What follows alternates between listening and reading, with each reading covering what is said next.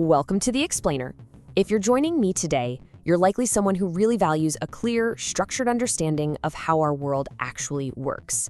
Well, today we're going to completely shatter your perception of something you've probably accepted as absolute fact since you were a kid. I'm talking about the world map you've been staring at since elementary school. We're going to decode the profound illusions built right into our daily digital and physical geography. So, I want you to take a second and picture the map that was hanging on your high school classroom wall. Or even better, the one that's sitting in your phone's mapping app right now. Is Greenland exactly the same size as Africa? On those maps, they look just about identical, right? It creates this immediate mental picture of two massive, equal landmasses, perfectly balancing out the northern and southern hemispheres. But get ready for this, because here is the jaw-dropping mathematical reality. Africa is actually 14 times larger than Greenland. Let that sink in for a second. 14 times. The Sahara Desert alone is larger than the entire European Union. The map you completely trust, the exact one you use to navigate and understand global scales, is mathematically lying to you. And honestly, it has been for hundreds of years. Okay, let's dive into this agenda and unpack this global illusion step by step. We're looking at 1. The map is lying. 2. Colonial origins and trade-offs. 3. Web Mercator's digital trap. 4. Geopolitics and global aid. 5. The equal Earth revolution. And finally, 6. Tools for the classroom. Let's get right to it.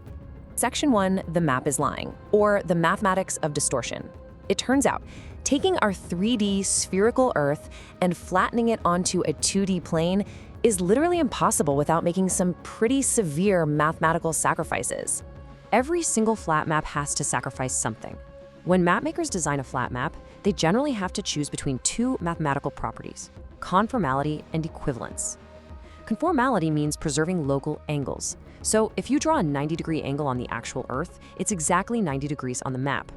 That is absolutely vital if you're a sailor trying to use a compass to navigate across an ocean. Equivalence, on the other hand, preserves the true relative area of land masses. But here's the catch: you literally cannot have both at the same time on a flat piece of paper. You either distort the shape or you distort the size. Now, what's really interesting about this slide is seeing the extreme trade-offs between these three major mathematical models. The Mercator projection, which we're all totally used to, has terrible area accuracy but great local shape accuracy. Then you have the Gall-Peters projection. That one fixes the area problem perfectly, but it severely squashes and stretches the shapes of the continents. They look really distorted. And finally, we have the modern equal Earth projection. This is sort of the sweet spot because it preserves area perfectly while maintaining a much more accurate, recognizable shape for the continents. Section 2, colonial origins and trade-offs. How a navigational tool became a worldview. If the Mercator projection has such incredibly poor area accuracy, literally inflating the northern hemisphere to these massive proportions, why on earth did it become our global standard? Let's walk chronologically through this timeline together. Way back in 1569, Gerardus Mercator created his famous projection entirely for naval navigation during the European Age of Exploration. It allowed sailors to draw a straight line on a map and just follow a constant compass bearing. Brilliant for sailing. But as European colonial empires spread across the globe, their map publishers basically standardized this view for everything. Fast forward to 1973, and the Gall-Peters projection sparks this massive controversy by pointing out that Mercator visually shrinks the formerly colonized world. Then, in 2005, the tech boom explodes, and Google adopts Web Mercator. Cartographers push back, creating the equal Earth projection in 2018, which leads right up to a historic 2025 endorsement by the African Union to officially correct the map. Which brings us to Section 3, Web Mercator's digital trap, and how code locked us in. You might be wondering, why did massive modern tech companies in 2005 adopt a colonial-era maritime map from 1569? Surely they knew about the massive size distortions, right? Well, they totally did. But the tech giants didn't choose the Mercator projection to make some sneaky geopolitical statement. They chose it strictly because of code. The mathematics of the Mercator projection uniquely mapped the globe onto a perfect square. For web developers in the early 2000s, this meant they could easily divide the world into a hierarchy of perfectly square digital tiles. This makes pre-generating map tiles for seamless zooming incredibly computationally efficient. So technology accidentally locked in an outdated colonial-era worldview simply because it formed a tidy little digital square. And the scale of this technological lock-in is, frankly, staggering. Over 1 billion monthly active users are constantly exposed to this specific distortion every single day through their smartphones. Every time you pinch and zoom on your screen to look at a country, you're subconsciously reinforcing an accurate cognitive map in your brain where the polar regions look massive and the equatorial regions look tiny. It's severely limiting the global visual literacy of an entire generation. Section 4. Geopolitics and Global Aid. The real-world cost of distorted maps.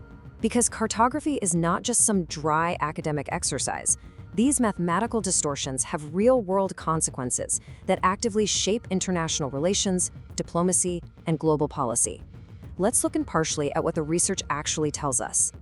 So the crucial point is this stark contrast. In the Mercator perception, the visual enlargement of the global north makes high-latitude nations appear incredibly massive and central to global affairs. But contrast that with the geopolitical reality. Analysts note that visually shrinking the tropical global south subconsciously minimizes their actual geographic, demographic, and economic scale. When international institutions look at these maps, that subconscious visual bias can negatively influence priorities for humanitarian aid allocation, international development, and even conservation efforts. If a massive crisis is happening in an area that looks visually tiny on a map, human psychology unfortunately tends to minimize its global importance. To highlight how widely recognized this issue is at the very highest levels of the profession, check out this quote from Menno Jan Krak, the president of the International Cartographic Association. He states, "The world maps that prevail today have been embedded in Western imaginations since the British Empire." It shows that top experts clearly acknowledge that the standard maps we use every day are heavily influenced by historical power dynamics, and international policy bodies now increasingly view cartography as a vital tool for equity. Section 5. The Equal Earth Revolution, Redrawing the Boundaries. Fortunately, we aren't stuck with 16th century math forever. A modern cartographic revolution is underway to establish a new, far more accurate standard. And this brilliantly illustrates exactly why. When you look at the true landmass percentages, it becomes super obvious why an equal area map is so vital.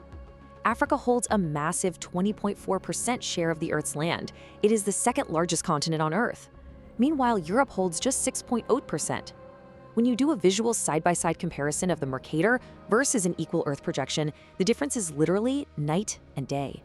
The equal Earth projection restores the true scale, allowing us to see the world as it actually is without turning the continents into weird, unrecognizable shapes.